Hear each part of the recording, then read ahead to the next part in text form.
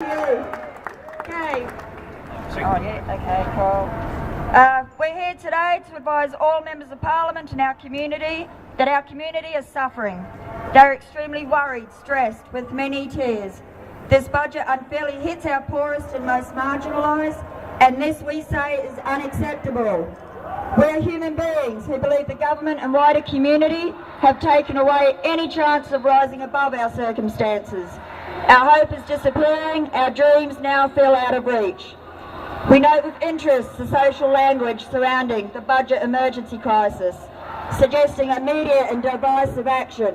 However, we say the moral arrogance serves to ignore the lived experience of thousands of vulnerable Australians and has spent little time addressing our very real concerns. We are no longer the lucky country. Quite frankly, we believe the majority simply do not care.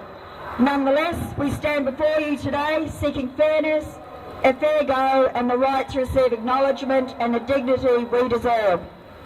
In our opinion, whilst the majority swim in their illusion of ignorance, the common person is left floundering in a pool of anxiety and desperation, wondering how they are going to keep a roof over their head, put food on the table, plus contend with the rising daily costs of living. Placing the majority of recipients onto New Start, including single mothers of young children, will not encourage the average person to seek employment if employment itself does not exist. We feel we are staring down the barrel of a loaded gun.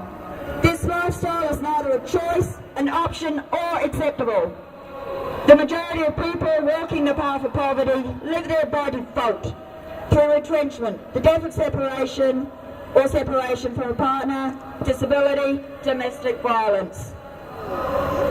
We believe current ideology perpetrated by our government seeks to punish the welfare recipient rather than address the real concerns held by all, which is housing, employment and the opportunities to raise our children out of this poverty. Too often we judge a person without looking at the resources a person has. We do not know their lived experience. At present, our services, and I can guarantee this, do not have the resources to cope with the demand or need. The casualisation of the workforce, housing, the rising cost of living are just some of the barriers that keep a person trapped in poverty. To wrap it up, I just want to finish by saying we remain opposed to the budget reforms, propose and request you look at the other options on the table, and yes, there are options, Malcolm Turnbull. It is our will that all members of Parliament who represent the people look at the long-term ramifications of this core budget when making decisions affecting the lives of so many. Block this core budget, stop the harm within our communities. Thank you for listening.